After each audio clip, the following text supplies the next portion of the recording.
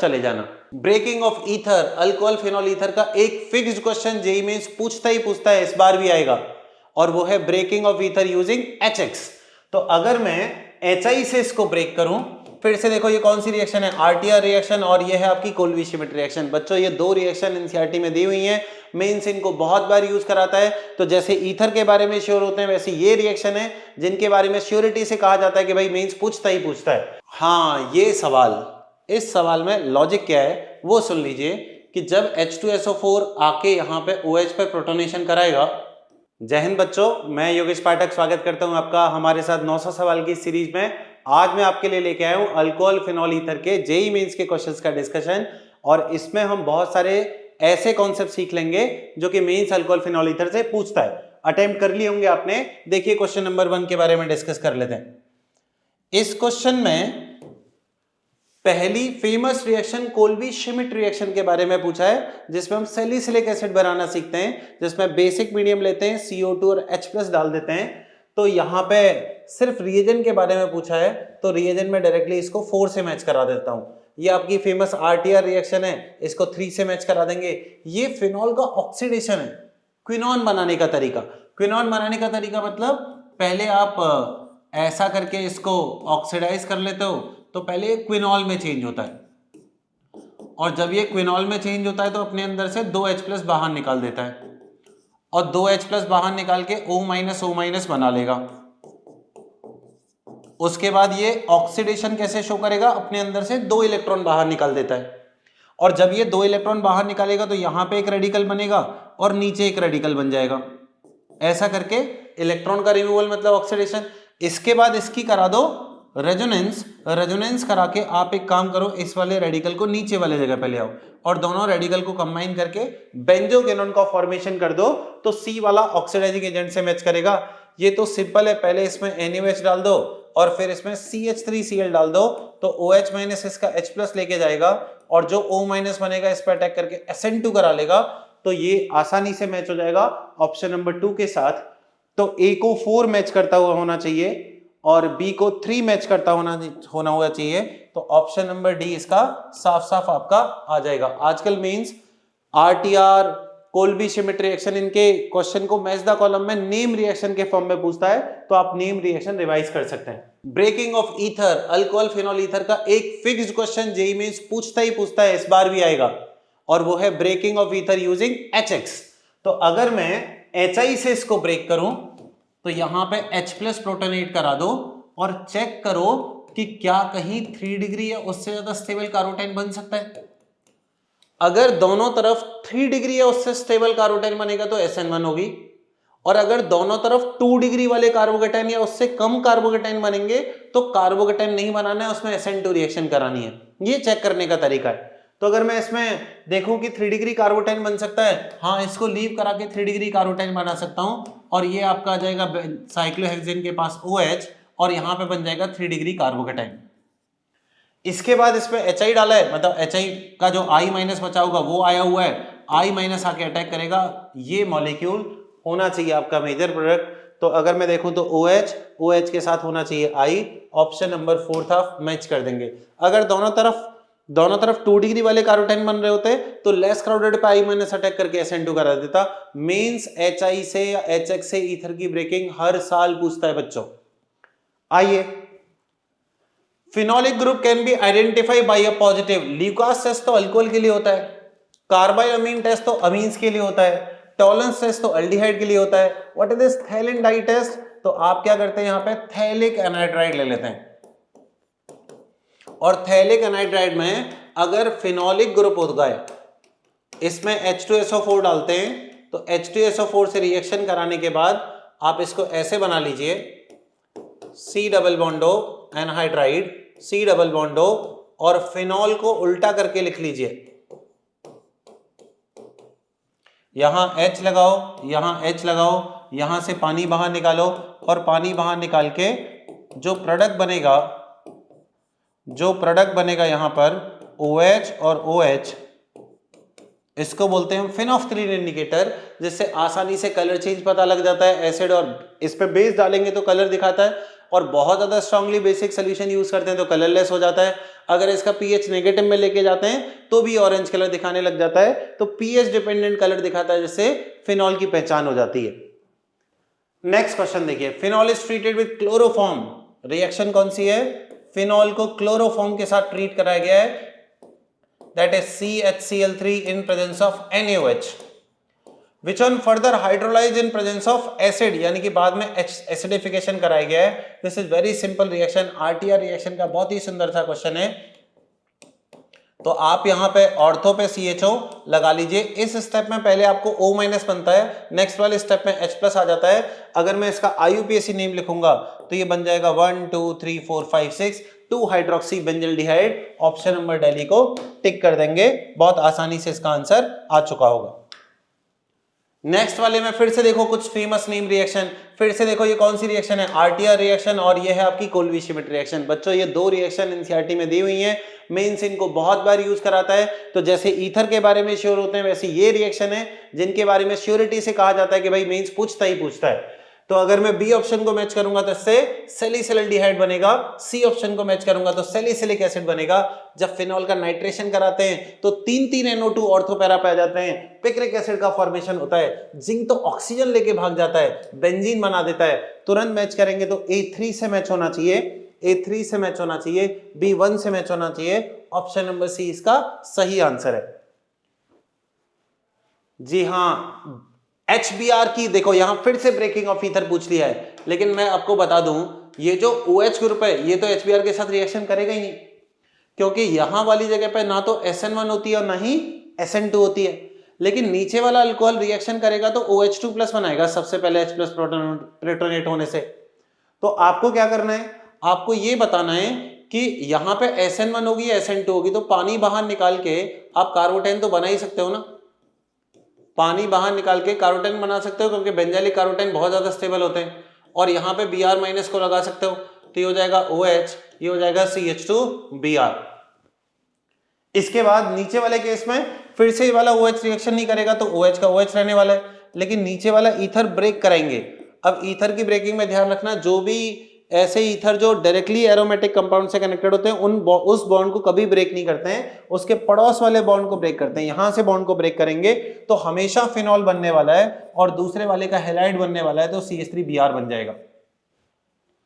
तो OH CH2Br जैसा option जो कि यहां दिख रहा है और यहां पे दिख रहा है और यहां पे दिख रहा है, और दूसरे में OH जैसा बनना चाहिए, तो OH जैसा तो ऑप्शन नंबर डी में ही बन रहा है। बच्चों आ रहा है समझ में सबको? अगर मैं यहां पे देखूं इन क्यूमीन, जी फिनॉल का इंडस्ट्रियल प्रिपरेशन, फिनॉल का इंडस्ट्रियल प्रिपरेशन क्यों है बच्चों?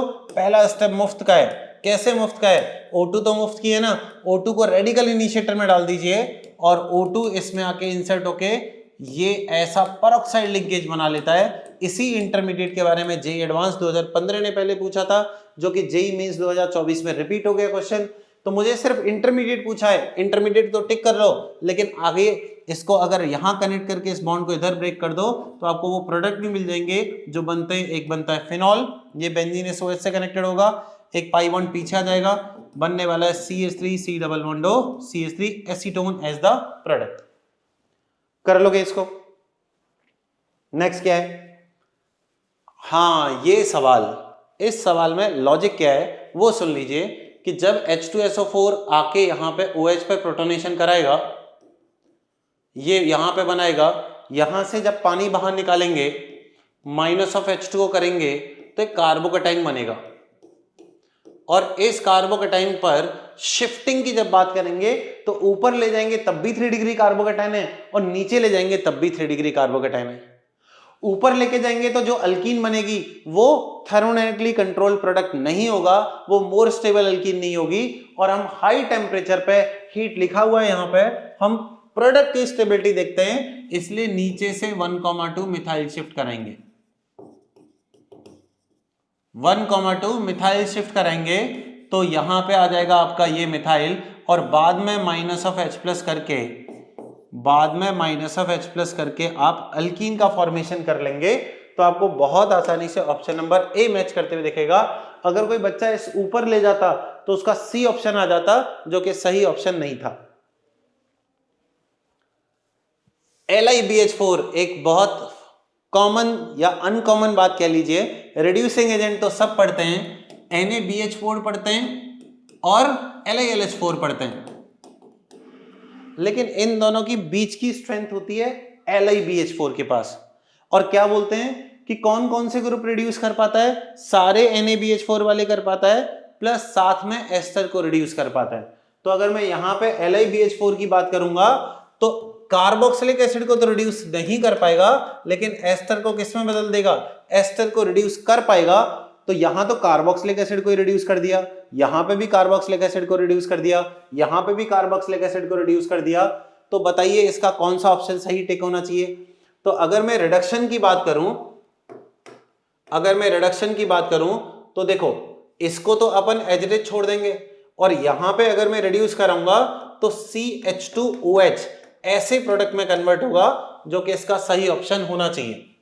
समझ आ रहा है क्या क्या फंक्शन है इसके फंक्शन है जी, NaBH4 किस किस को रिड्यूस करता है जी, एल्डिहाइड को रिड्यूस करता है जी, कीटोन को रिड्यूस करता है, लेकिन NaBH4 एस्टर को रिड्यूस नहीं करता। लेकिन अगर कोई आपसे पूछे LiBH4 किस किस को रिड्यूस करता है, तो LiBH4 के बारे में कहा जाता है सारे NH4 NaBH4 ये वाले प्लस साथ में एस्टर को भी रिड्यूस कर देता है।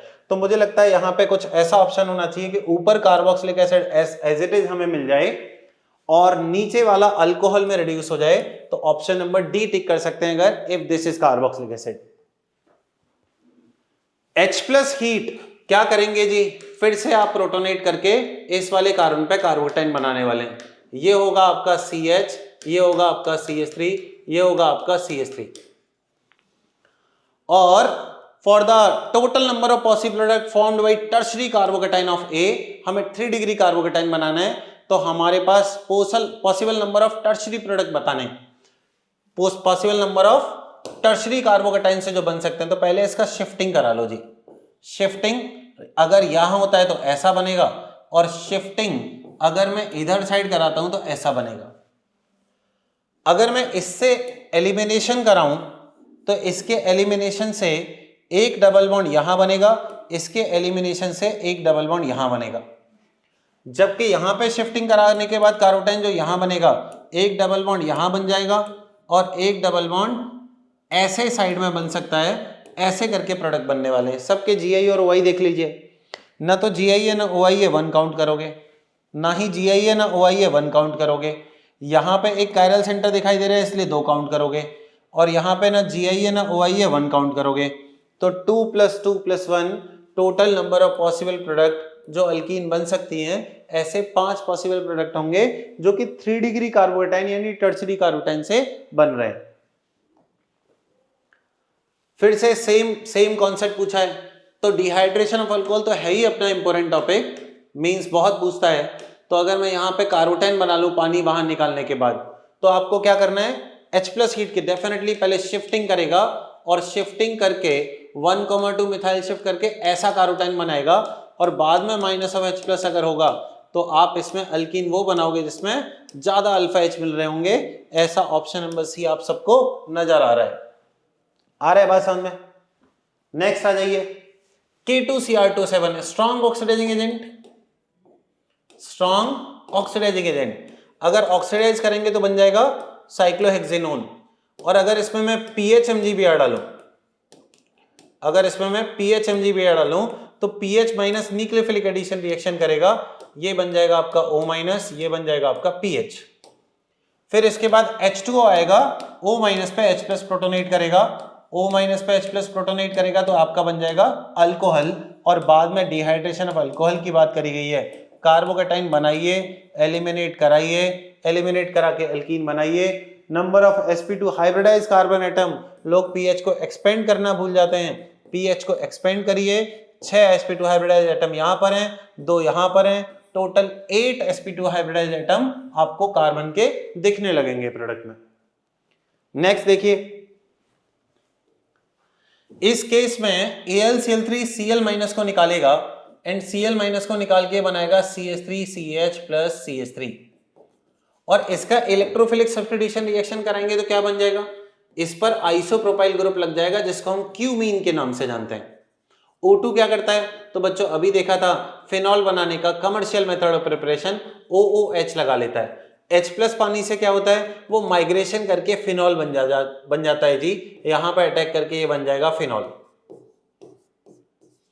इसके बाद ये अगर आपका P प्रोडक्ट है तो ये तो ऑक्सीडेशन है ना, अभी इसकी मैकेनिज्म लिखी थी, क्या बनेगा? बेंजोक्विनोन बनेगा, सीधे सीधे बता सकते हो बच्चों, ये बन जाएगा आपका A। और Br2 in carbon disulphide, generally bromine water की रिएक्शन में 3 ब्रोमीन आते हैं, लेकिन नॉन पोलर सॉल्वेंट यूज करते हैं तो एक ही ब्रोमीन आता है, ये बन जाएगा आपका ऑप्शन नंबर मतलब बी पार्ट। तो A और B ऐसे होने चाहिए, तो A होना चाहिए बेंजोक्विनोन जो कि यहां है, और B होना चाहिए ऐसा, ऑप्शन नंबर बी को मैच करेगा, कर दिया होगा सबने। ये एक ऐसा सवाल है जिसका रियल आंसर मेंस से थोड़ा हटके था, लेकिन मेंस के लेवल तक सोचेंगे तो इन 4 ऑप्शन में से कोई ऑप्शन मैच कर रहा था, क्योंकि जब मैं H प्लस हीट की बात करूंगा तो कुछ बच्चे यहां पे प्रोटोनेशन करा के ऑक्सीजन का अटैक करा सकते थे, चूंकि ऑप्शन नहीं है इसलिए बच गए।